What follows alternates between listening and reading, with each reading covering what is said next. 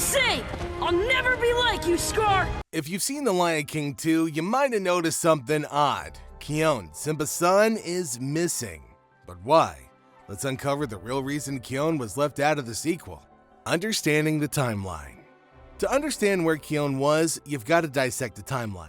In The Lion Guard, we learned that Kion is younger than Kiara. Kiara, while being trained for her future role as queen, was preparing for duties, while Kion was playing and shirking responsibilities until he was in charge of the Lion Guard after receiving the Roar of the Elders. This means that the Lion Guard was set when Kiara was still a cub, so Kion was alive during the events of The Lion King 2.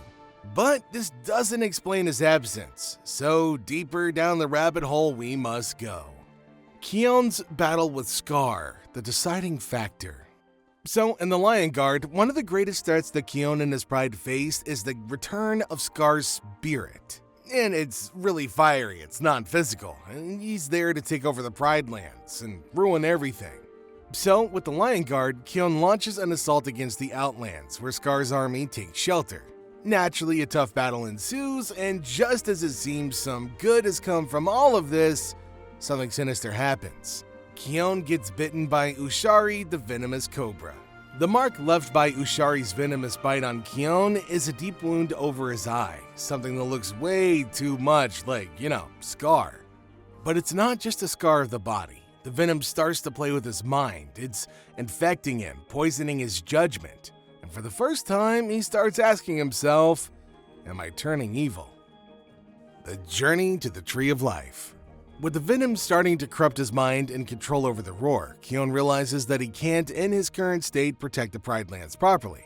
Willingly advised by Rafiki, he embarks on a long and perilous journey to the Tree of Life to be cured. But here's the catch, the journey, not a short one. While Kion and the Lion Guard are making their way across the wilderness, everything is still happening back at the Pride Lands. This means that while Simba, Kiara, and Kovu are handling Zira's war, Kion is away fighting his own battle. New friends, new challenges. Kion and his crew face fresh enemies, fierce battles, and wisdom imparted along the journey to the Tree of Life. And the biggest change? The meeting of Rani. At first, Rani, the head of the Night Pride, is suspicious of Kion and his friends. But as time goes on, she realizes that Kion isn't just a strong lion, he's a real leader. As for Kion, well, he starts to see some things as well. For the first time, he begins to ask himself if his future really lies in the Pride Lands. Mastering the Roar. At the Tree of Life, Kion stands before the spirit of Askari, the first lion to wield the Roar. Askari instructs Kion to help him fully get command over his power, but he has to wield it with wisdom rather than out of malice. It's at that moment that Kion understands that he's not Scar. Just by having a Scar, just by having him with the Roar, doesn't mean that he's destined for darkness or evil. And with this knowledge, Kion's finally healed, both physically and mentally. But by the time he was ready to go back to the Pride Lands, well, everything had changed. Kion returns, a lost case. When Kion and the Lion Guard had heard that Zira and her lions had returned, they rushed back to the Pride Lands without delay. But were they too late? Well, they were already done. Zira had gone. Kiara and Kovu had united the Outlanders and the Pride Landers. The battle was fought, and Kion, well, he wasn't there. This was the first time that he felt a stranger in his own home. The rise of Vitani's Lion Guard. Well, to make things more complicated, Vitani formed her own Lion Guard. On his return, Kion challenges her leadership but realizes that she's strong, so he surprises everybody by giving up the Roar. He remembers Askari saying, to completely let go of the Roar is to have mastered it, and his time as leader of the Lion Guard is over. Kion's final decision, a changed future. After witnessing the drastic changes that have taken place in the Pride Lands due to his absence, he chooses to make the bold decision to leave. Rather than stay and fight for a place in his old home, he decides to return to the Tree of Life, and when he gets there, well, he becomes a king. He starts a new life, with a new kingdom, a new destiny that he prepared for himself. Kion was the ruler of the Tree of Life, not just a leader.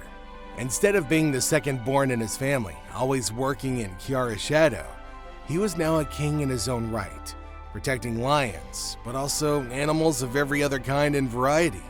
He had to adapt to a system of governance where different creatures had different needs. He learned how, together with Ronnie, to wield wisdom, patience, and balance in leadership. He had to ensure the safety of the Tree of Life, protecting it from intruders who wanted to exploit its powers. In many ways, this was the role that he was always meant to fill. He would have been a protector in the Pride Lands. He became greater than that at the Tree of Life, a king who ruled over an entire kingdom. But would he come back to the Pride Lands, or was this his home for all of time? The Lion King universe never really offers an answer to that question. But one thing's clear, his story wasn't about being Simba's son, it was about him becoming his own legend. But why was Kion not in The Lion King 2? Well, here's the real reason behind Kion's absence from The Lion King 2, now that we've got all the puzzle pieces put together. He was on his own journey. While Kiara and Kovu were fighting for peace in the Pride Lands, Kion was learning, growing, and finding healing and peace at the Tree of Life. The creators of the movie hadn't planned for Kion as of yet. The Lion Guard came into existence much later, so Kion's story was written into the timeline sometime after The Lion King 2 was already made. In a way, his absence makes sense. The Pride Lands were at peace when he came back. The leadership had already passed on to somebody else, so his future was never meant to be there, it was meant to be at the Tree of Life. But what if Kion had stayed? That's the other possibility. What if he never left for the Tree of Life?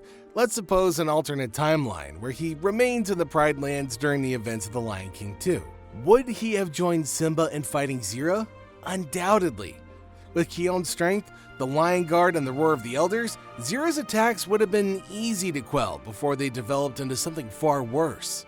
Could Kion have taken the throne instead of Kiara? Probably not. Kiara was destined to be the queen. But with Kion still there, Simba would have been less trusting of Kovu. Kion's protective instincts and past battles with Outlanders might have led him to question Kovu's true intentions from the start. So, in many ways, his absence may have actually helped the story unfold as it did. With Kion gone, Kiara and Kovu had to prove themselves as leaders of their respective prides and bring peace to the Pride Lands. Kion leaving wasn't solely his own personal journey, but the greater journey behind it. His absence allowed Kiara to assume her position as queen without the overshadowing presence of her brother. So even though he should have been there due to book canon, it does make sense for the writers of the movie to exclude him until a later point after they had told their version of events. Still though, it really does make you wonder how things could have played out differently if he had been there. But what do you think? Would Kion have managed to change anything in the events of The Lion King 2? Let me know in the comments. And if you like this, make sure you give it a thumbs up, subscribe to the channel, and tap the notification bell to get more Lion King content. And until next time, Hakuna Matata.